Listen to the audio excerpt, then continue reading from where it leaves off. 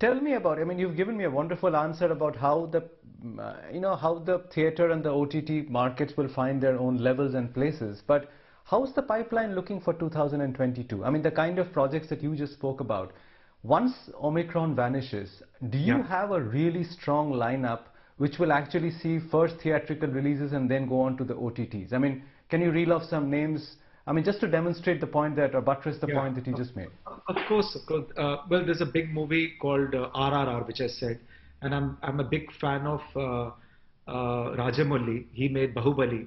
Just to you must be knowing already. I'm just saying it, and he in fact said that please don't use the word regional movies anymore, because I don't make regional movies. Otherwise, that movie wouldn't have done 1,000 crores. So he doesn't. So I like the way the regional guys are thinking like an Indian. They're making Indian films that resonate with everybody. So RR is a big one coming up. Lal Singh Chadda is Amir Khan's movie. There's a movie called Brahmastra, which is Ranbir.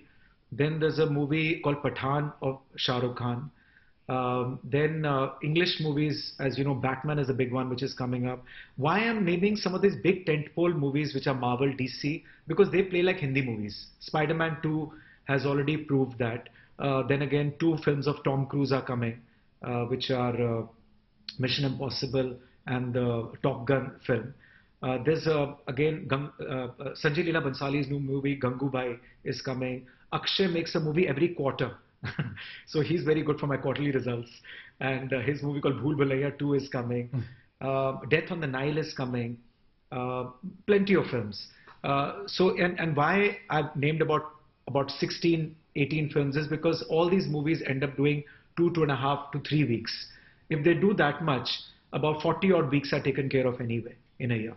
So that's what okay, makes let me ask you confident. about something which is not very big today, but it's very big as a segment globally, which is gaming.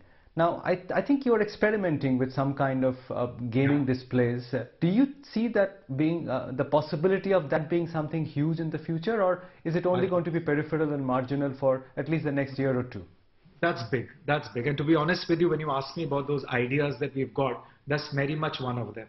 That how do we, again, not saying this because I'm underconfident about the cinema business or exhibition business. I think it's just wiser to not have only movies as the only content that you should be playing, and it's wiser not just creating your theaters only for one purpose. They should be multi-purpose in nature. You should be able to encourage gaming. You should be able to encourage live acts, small theatrical plays which don't require, it doesn't have to be Lion King. You should have stand-up comedy.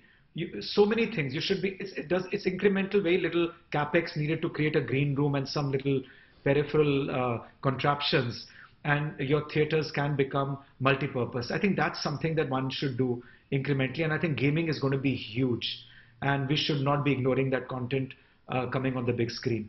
Even TV shows. We tried to experiment with Game of Thrones 2 years ago. Their last season, first episode, and their last episode of the last season. I think even some of the Amazons of the world and Netflixes of the world are saying that I can now create content that also plays theatrically, because that again, monetizes their content, and it doesn't have to cannibalize what's happening to their subscription targets. So I think these are the things that we should be doing.